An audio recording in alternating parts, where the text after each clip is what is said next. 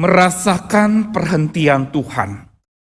Itulah sebenarnya ujung dari perjalanan iman kita. Yang bukan sekedar merasakan sesungguhnya, tapi ada perhentian bersama dan di dalam Tuhan.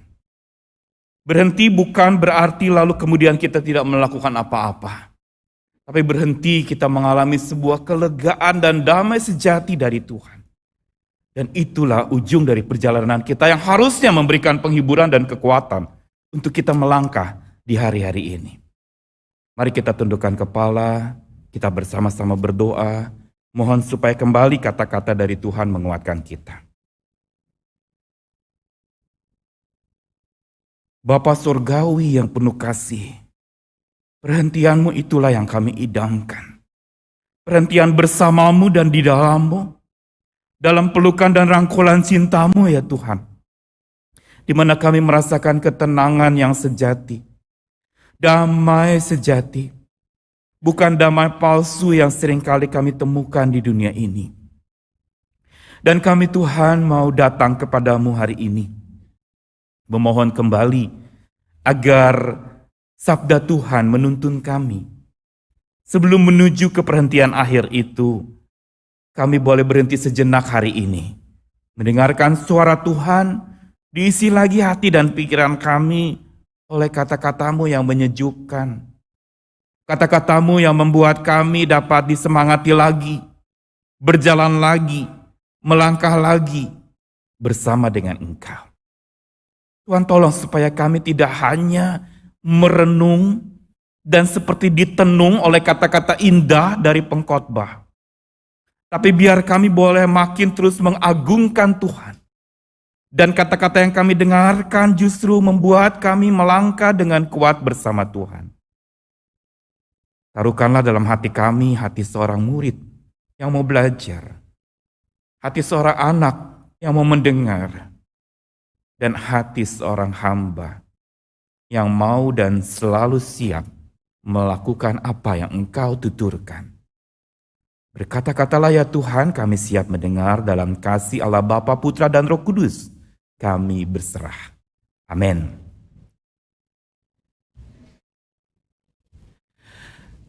Saudara-saudara, bacaan kita hari ini adalah peristiwa yang selalu dibacakan di masa-masa Prapaskah.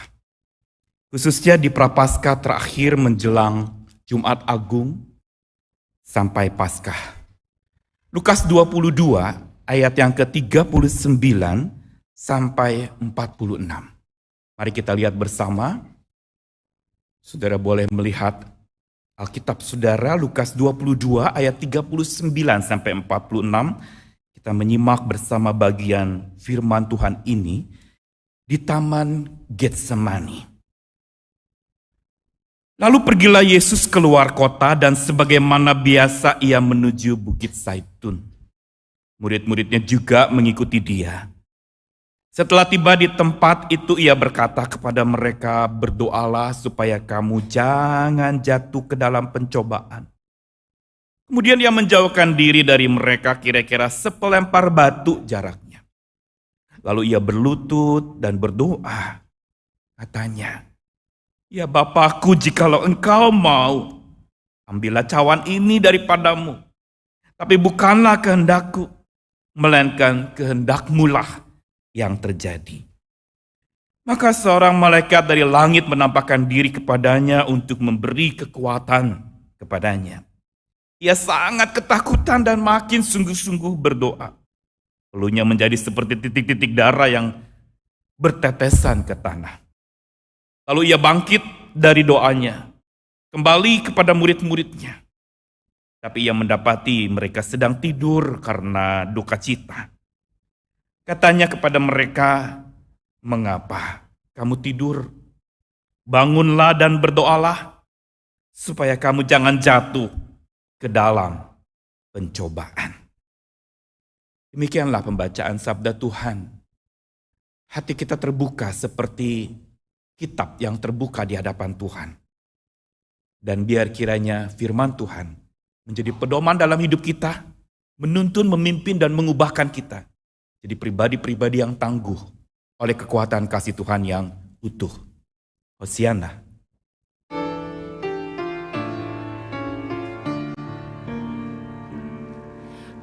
Self-Driving adalah sebuah buku yang sempat menempati urutan nasional bestseller di Indonesia. Ditulis oleh seseorang dosen, pakar dan motivator yang banyak membicarakan tentang perubahan.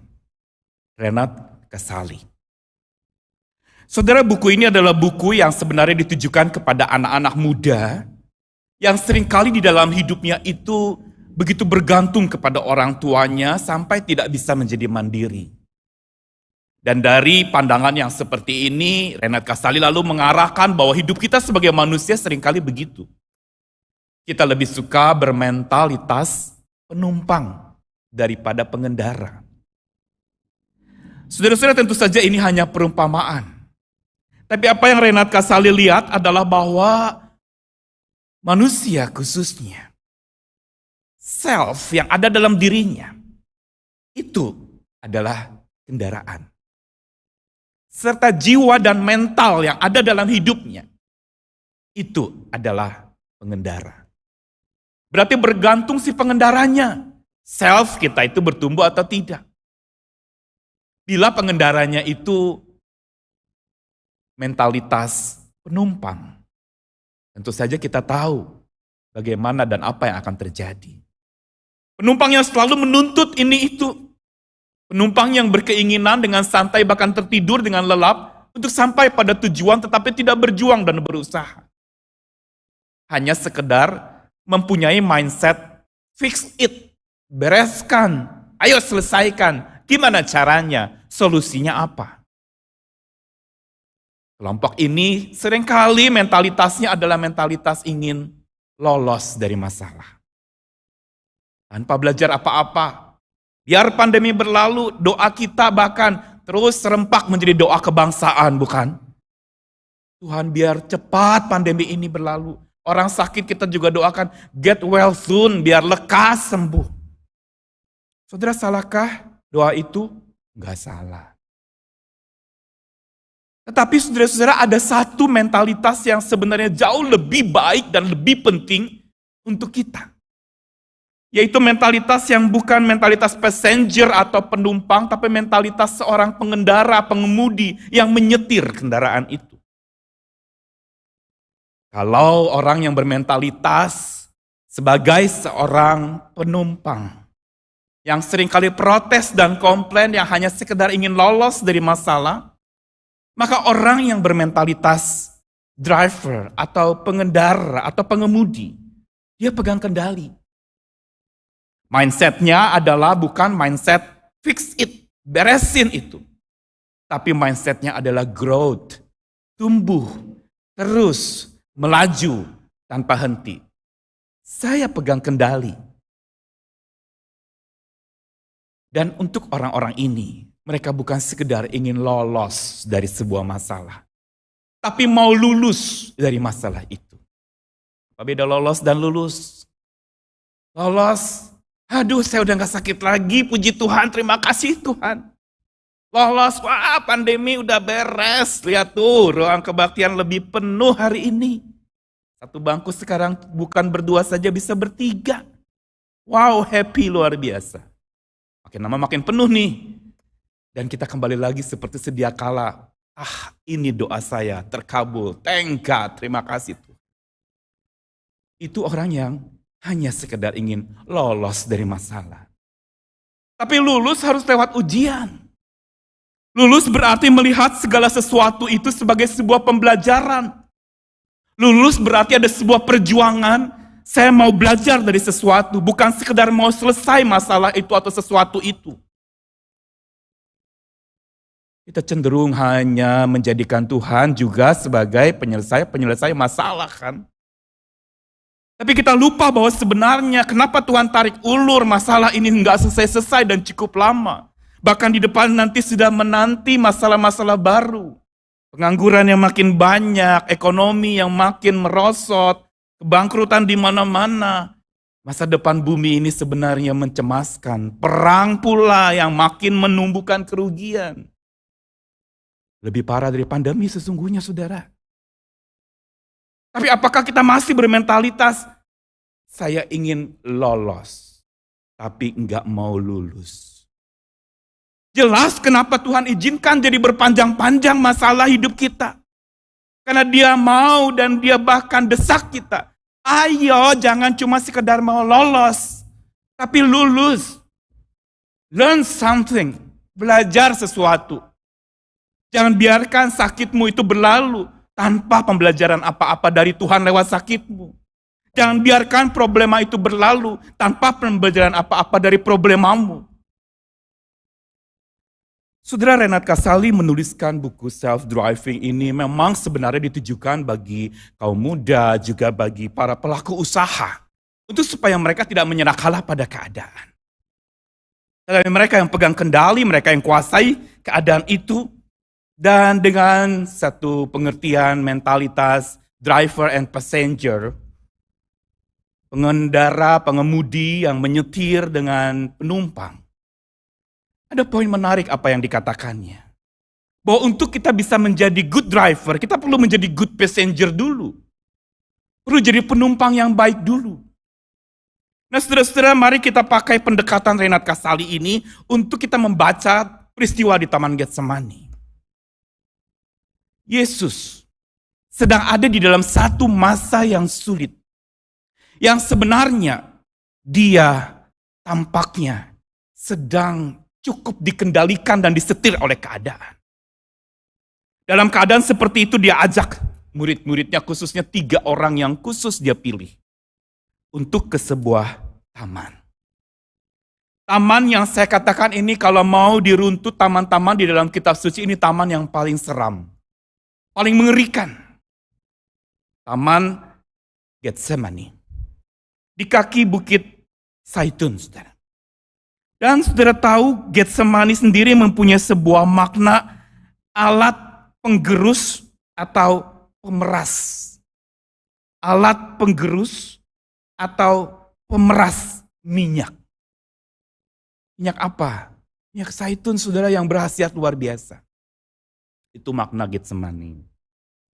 Tapi bagi Yesus malam itu Getsemani menjadi sebuah malam di mana jiwanya sedang digerus, sedang dihancurkan, sedang diperas begitu rupa. Penggerusan dan pemerasan jiwa Yesus tampak jelas dari ungkapannya. Kalau kita baca secara paralel dari Matius, Markus, dan Lukas, kita temukan sebuah kelengkapan bagaimana pemerasan itu, penggerusan itu terjadi dalam jiwa Yesus. Bagian lain mengatakan 3 kali Dia berdoa yang sama. Ya Bapak, kalau boleh cawan ini lalu daripadaku. 3 kali Dia minta yang sama. Perhatikan betapa Dia ketakutan, Dia ngaku kepada murid-muridnya. Ingat loh, ini guru. Mengaku dengan mengatakan bahwa aku gentar, seperti mau mati rasanya. Saudara, pada saat itulah sebenarnya Yesus sepertinya kehendaknya itu sedang disetir oleh keinginan dagingnya yang memang secara manusiawi terbatas. Pada saat itu. Dia memang tidak bisa berdosa, dia sebagai manusia yang memang walaupun dicobai tapi tidak jatuh dalam pencobaan. Tapi toh sebagai perasaan, sebagai sikap, sebagai satu reaksi terhadap sesuatu. Dia sama dengan kita. Inilah gambaran Allah yang turut merasakan kelemahan manusia dan Yesus merasakan kelemahan itu. Sampai Dia bilang kepada murid-muridnya, aku gentar seperti mau mati rasanya. Enggak malu tuh guru ngomong sama muridnya.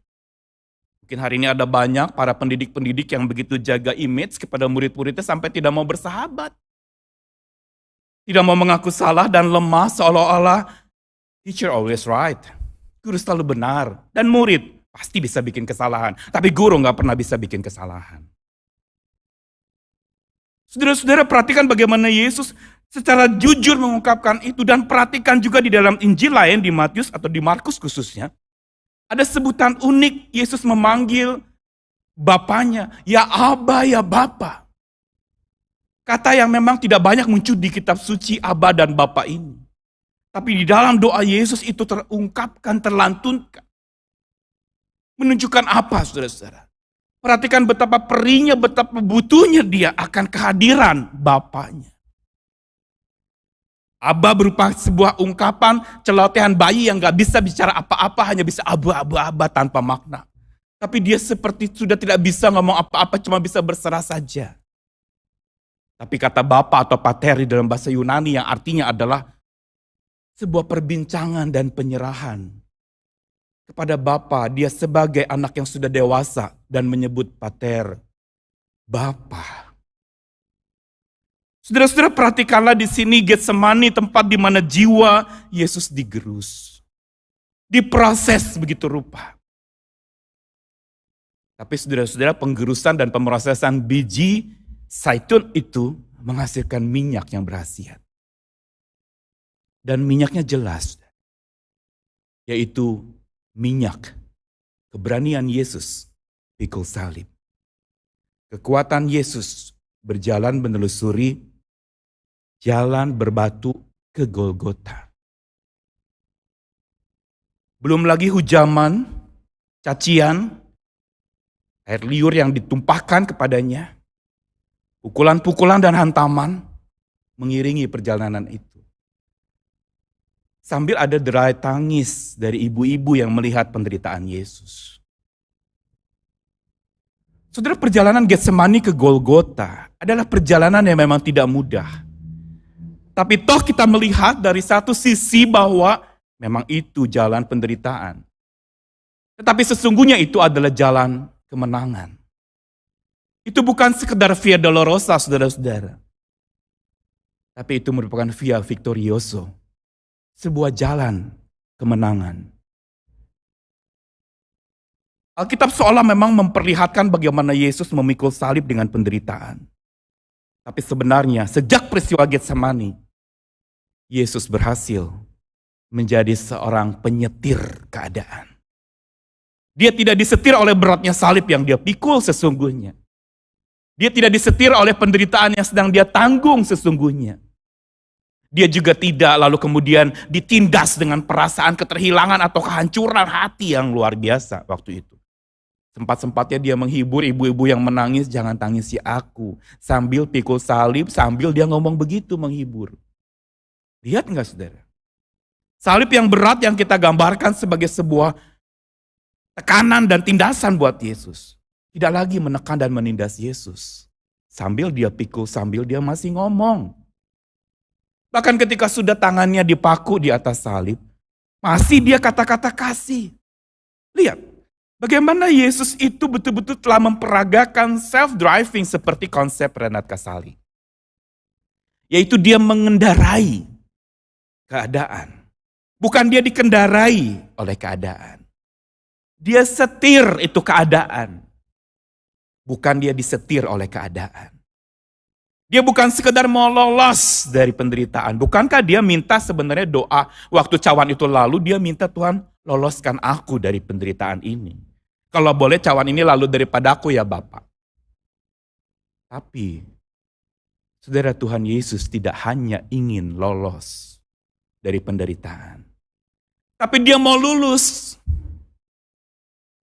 Dan benar, ada kekuatan yang membuat dia lulus. Saudara-saudara, taman Getsemani adalah sebuah taman di mana terjadi konflik kehendak. Seperti yang tadi saya gambarkan, penggerusan dan pemerasan jiwa Yesus terjadi di sana. Sampai dihasilkan minyak yang berkhasiat, yaitu minyak keselamatan untuk seluruh dunia yang sedang sakit dengan dosa. Saudara-saudara, perhatikan bagaimana Yesus ketika dia ada di Getsemani itu. Kalau saudara nanti sempat lihat di warta digital saudara yang dibagikan, ada tulisan saya di sana yang merupakan intisari khotbah hari ini. Dari konflik menuju celik. Konflik selalu membuat hidup jadi pelik, bukan? Konflik selalu membuat kita menjadi sulit. Energi terkuras lebih besar untuk menangani konflik daripada menjalankan sesuatu dengan tenang tanpa konflik. Dan Yesus energinya terkuras, tergerus pada saat itu karena ada konflik kehendak. Saudara, inilah seseorang yang siap mengendarai keadaan. Yaitu dia bergumul. Dan dalam pergumulannya dari konflik kehendak itu lalu berangkat menuju kepada celik kehendak Allah Bapa terjadi dalam hidupnya. Yesus menjadi good passenger. Penumpang yang baik. Sebelum dia menjadi pengendara yang baik. Dia jadi penumpang yang baik dengan lalu apa? Konflik kehendak yang ada di dalam dirinya yang dia kepingin itu lalu dan saya mau lulus dari itu. Tapi dia tutup dengan sebuah kata kemenangan. Bukan kehendakku ya Bapa, melainkan kehendakmu yang terjadi. Dan disinilah celik akan kehendak Bapanya itu terjadi. Gerusan konflik batin yang memeras dan menguras energinya itu tidak sia-sia. Dan inilah proses memang untuk menjadi seseorang yang menguasai keadaan dan tidak dikuasai oleh keadaan.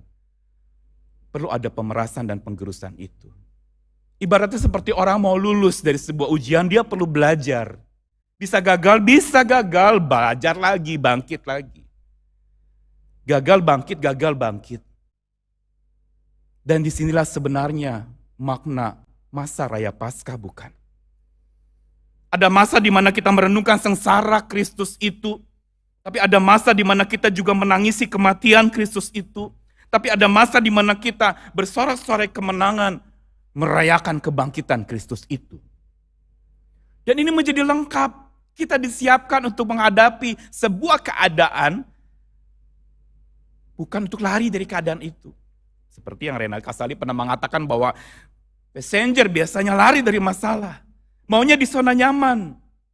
Tidak mau jauh dari zona nyaman itu. Maunya kemapanan. Tidak pengen lepas dari kemapanan itu. Tetapi justru disinilah Tuhan telah memperagakan sebuah penyerahan yang utuh. Dari konflik kehendak dirinya kepada celik kehendak mana yang harus dia ikuti. Dan dia telah memilih yang terbaik. Kehendak Bapanya. Kita seringkali bicara mencari kehendak Allah. Orang lulus ujian, lulus kuliah. Doa Tuhan, saya kerja di mana ya? Sampai hari ini belum dapat kerjaan. Minta kehendak Tuhan. Orang belum berpasangan lalu berdoa. Tuhan, siapa ya pasangan saya? Tolong tunjukkan kehendak-Mu. Sakit, lalu terus bertahun-tahun gak pulih-pulih. Lalu tanya, Tuhan apa sih kehendak-Mu? Nyatakanlah. Seolah-olah kehendak Tuhan itu sesederhana penyelesaian sebuah masalah. Cari kehendak Allah. Tapi saudara perhatikan di Getsemani sebenarnya Yesus tidak sedang mencari kehendak Allah, tapi membiarkan kehendak Allah memerintah dan menjadi pengemudi hidupnya. Disetir oleh kehendak Bapanya. Bukan dia disetir oleh kehendak dirinya yang waktu itu sedang dipenuhi kedagingan.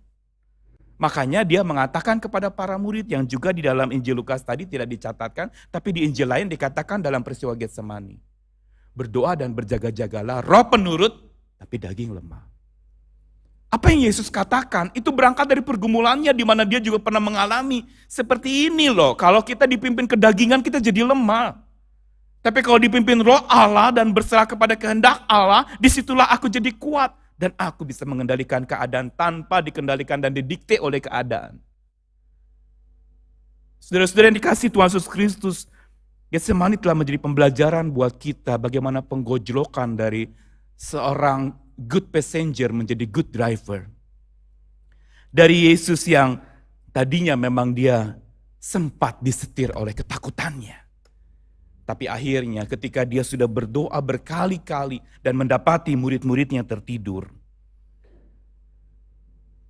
Dengan tegak, dengan berdiri berani, dia katakan, ayo saatnya anak manusia diserahkan. Itu tidak ada memang di Injil Lukas, tapi di Matius, di Markus, kalau sudah mau baca dari Matius 26 ayat 36-46, Markus 14 ayat 32-42, itu semua kisah Getsemani begitu lengkap dan komplit. Bagian akhirnya, memang bukan di Injil Lukas, tapi ada sebuah ungkapan kesiapan Yesus. Yes, I am a good driver. Saya akan kendalikan jalan penderitaan itu jadi jalan kemenangan. Saya akan kendalikan salib itu justru menjadi kekuatan saya. Sehingga kita temukan bukan seperti yang tadi saya katakan, jalan salib di mana Yesus masih sempat-sempatnya menghibur perempuan yang menangis. Bahkan di Getsemani ketika lalu kemudian tentara datang dan lalu kemudian sempat di mana ada satu murid yang memotong telinga seorang prajurit. Yesus sempat masih melayani, memperagakan, menyembuhkan telinga yang lepas itu. Operasi dadakan terjadi di Getsemani juga. Setelah Yesus menang dalam pergumulannya. Dan juga ketika di kayu salib, kita sudah tahu bagaimana 7 perkataan Yesus adalah sebuah ungkapan kemenangan dari seorang good driver. Seorang yang tidak dikendalikan oleh keadaan. Dengan mengatakan, ya Bapa ampuni mereka. Mereka nggak tahu apa yang mereka buat. Apakah Yesus mau jadi passenger di salib? Bisa juga. Dengan lalu mungkin mengumpat atau mengutuki para penyalibnya. Atau simsalabim dia bisa ubah itu semua rebah dan dia turun dari salib. Bisa. Tapi tidak itu yang dia lakukan. Karena kehendak Bapaknya yang menuntun dia. Menguatkan dia. Saudara-saudara, kisah ini sebenarnya ingin memberitahu kepada kita tentang hidup kita dan mentalitas kita. Untuk supaya kita bangkit. Dari seseorang yang dikuasai oleh keadaan menjadi pribadi yang menguasai keadaan. Seorang yang tadinya hanya bereaksi terhadap sesuatu, menjadi seseorang yang proaksi melakukan sesuatu. Bertindak bahkan, tidak dikendalikan oleh sekeliling atau kesusahan. Tapi memakai kesusahan itu jadi kendaraan untuk melangkah maju. And growth. Growth mindset, berpikir saya harus selalu bertumbuh. Habis jatuh bangun lagi. Habis sakit ayo sembuh berjuang lagi untuk jaga kesehatan. Dan perjuangan ini memang tanpa henti. Tapi sekarang pertanyaannya buat kita mengaplikasikan sabda Tuhan hari ini. Bagaimana supaya saya menghadapi Getsemani saya di mana terjadi pergumulan antara tarik-menarik kehendak saya dengan kehendak Tuhan. Di mana akhirnya saya lebih suka mengikuti kehendak saya yang penuh kedagingan daripada kehendak Tuhan yang penuh dengan roh itu. Saudara, bagaimana caranya? Ini tips buat kita dari kisah Getsemani. Pertama adalah beri diri dididik oleh kehendak Tuhan. Kita sebut sama-sama, dididik oleh kehendak Tuhan. 1, 2, 3. Dididik oleh kehendak Tuhan. Dididik oleh kehendak Tuhan. Dan kita lihat bagaimana Yesus ketika dia berdoa, kalau boleh cawan ini lalu daripadaku, tapi jangan kehendakku. Kata jangan kehendakku yang jadi, tapi kehendakmu yang jadi. Kata di mana sebuah penyerahan. Bapa, didiklah aku. Beri diri dididik. Sama supaya kita lulus dari sebuah kondisi yang sulit. Jangan sekedar lolos asal-asalan. Tapi lulus benar-benaran. Untuk supaya kita mendapatkan sebuah proses pendewasaan yang makin baik, makin baik, makin baik. Beri diri dididik oleh kehendak Tuhan. Bukan didikte oleh kehendak diri sendiri. Saat ketika mulai kehendak diri muncul, disinilah sebenarnya kita perlu hal yang kedua. Bukan saja beri diri dididik oleh kehendak Tuhan. Tapi yang kedua, kita perlu berani untuk selidik diri di hadapan Tuhan. Kita sebut sama-sama. 1, 2, 3. Selidik diri di hadapan Tuhan. Pendidikan selalu erat dengan penyelidikan. Riset. Ada penelitian. Dan kalau kita mau dididik oleh Tuhan, kita perlu berani menyelidik diri. Jujur mengakui, ini kehendak saya atau kehendak Tuhan ya? Seorang bergumul dengan masalah seksualnya datang kepada saya. Terus dia bilang, bagaimana ya Pak, nggak beres-beres ini. Terus saya bilang, jangan berhenti bergumul. Mungkin memang sampai kamu mati nggak beres ini pergumulan. Tapi kalau engkau jatuh bangun lagi, berjuang lagi. Karena dosa ini adalah dosa dalam diri yang harus ditangani dengan baik. Dan gak bisa engkau hanya sekedar lari dari sebuah keadaan. Tetapi lari kepada Tuhan untuk menghadapi keadaan. Kita seringkali jadi orang yang mau lari dari keadaan tapi bukan lari kepada Tuhan untuk menghadapi keadaan. Ada yang mau lari kepada Tuhan tapi tidak untuk menghadapi keadaan. Lari kepada Tuhan untuk melupakan keadaan. Dan ini jelas bukan apa yang Tuhan inginkan untuk kita lari kepadanya. Saudara-saudara, selidik diri. Beri diri dididik oleh Tuhan. Selidik diri di hadapan Tuhan.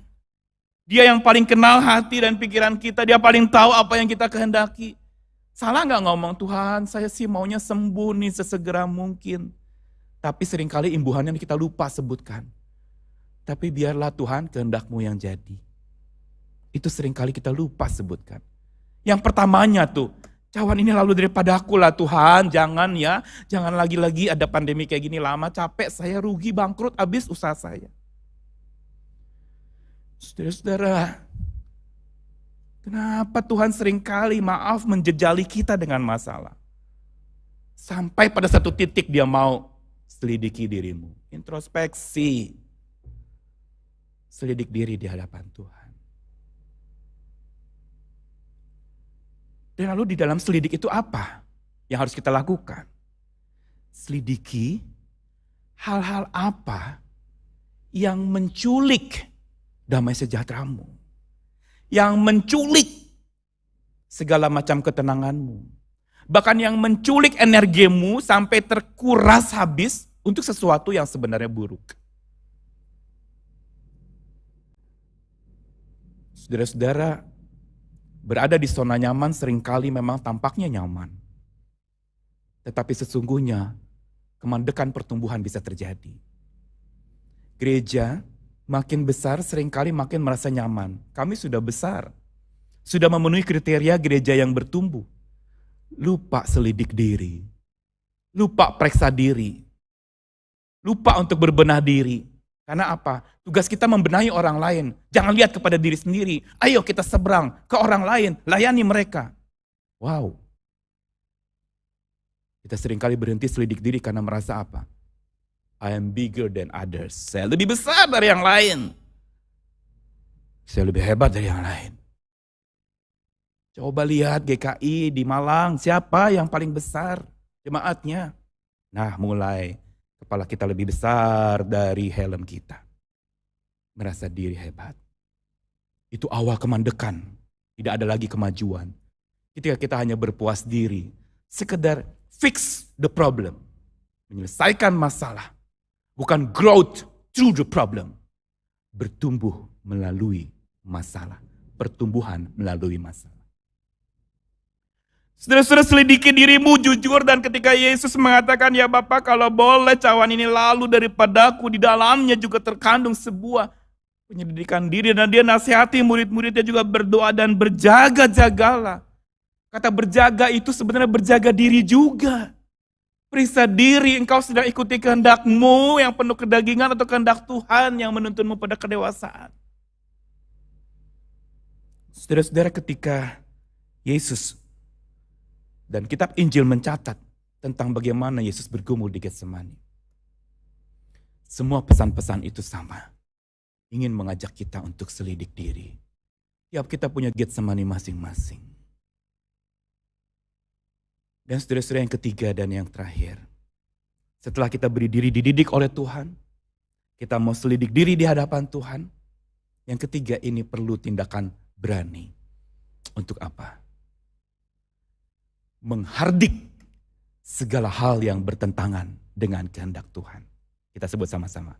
Menghardik segala hal yang bertentangan dengan kehendak Tuhan. Dan ini perlu dari self dan diri kita. Untuk dare to say no. Berani berkata tidak untuk sesuatu yang membuat kita sebenarnya makin kerdil dalam iman. Membuat kita sebenarnya makin tampaknya selesaikan masalah, tapi sebenarnya belum belajar dari masalah. Berani menghardik ketika kita mengatakan, tidak, saya tidak mau. Hati-hati kita yang sungkan dan tidak bisa berkata tidak, kita akan didikte dan disetir oleh jawaban kita sendiri yang akhirnya membuat kita terperosok dan terjerembab di sana. Padahal jawaban kita itu berangkat justru dari kedagingan kita. Saudara, ini pergumulan seumur hidup antara roh dan daging. Ini pergumulan kita bukan saja di masa raya Paskah, tapi nanti pada masa udah beres masalah ini semuanya, pandemi udah beres, tapi kita akan berhadapan dengan masa-masa baru yang penuh dengan kesulitan dan lebih berat dari ini.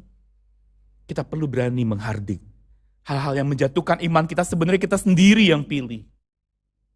Beberapa hari ini, saudara, dalam satu minggu, sapa hari ini yang saya bagikan dalam renungan-renungan audio, semua lagi mengajarkan untuk kita punya pikiran yang dikuasai damai sejahtera Allah. Dan menyingkirkan segala toksin-toksin atau racun-racun yang merusak pikiran kita. Kekhawatiran sebenarnya itu adalah efek dari pikiran kita sendiri. Tapi ketika kita menyerahkan dan mengatakan, Tuhan, bukankah di Filipi dikatakan, serahkanlah khawatirmu kepada Tuhan. Damai sejahtera Allah itu memimpin hidupmu, melampaui akal, dia memimpin akalmu. Kuncinya di sini, saudara, khawatir itu. Dan inilah sebenarnya seorang yang menjadi good driver. Tidak didikte oleh keadaan. Tapi dia berani say no, menghardik hal-hal yang menjatuhkan imannya. Tetap tegak, tetap kuat bersama dengan Tuhan. Saudara, 3 langkah ini. Beri diri dididik, terus minta Tuhan selidik diri kita di hadapannya. Dan yang ketiga, berani menghardik hal-hal yang menjatuhkan iman kita dengan berani. Kalau Yesus berhasil menuju ke Golgota dari Getsemani, karena kekuatan dari Getsemani oleh kehendak Bapanya meradiasi luar biasa sampai dia berhasil sampai ke puncak Golgota. Dan karya keselamatan terjadi buat engkau dan saya. Dalam proses menuju ke sana dia berteriak, I cry Lord. Dia tahu, dia berteriak kepada Bapanya, jangan tinggalkan aku ya Tuhan. Bahkan di dalam teriakannya dia teriak, ke dalam tanganmu Tuhan kuserahkan nyawaku. Sampai dia bilang, sudah selesai. Saudara, selamat memasuki Kamis Putih besok ini, Jumat Agung, Sabtu Suci, dan Paskah. Sebuah proses, kita sedang digerus, diperas jadi minyak zaitun yang berkhasiat. Getsemanimu jangan pandang remeh. Dari situ akan dihasilkan sosok-sosok pribadi dewasa yang tidak mau disetir oleh keadaan, tapi yang menyetir keadaan oleh kekuatan Sang Pengendara utama hidup kita, Bapa Surgawi. Amin.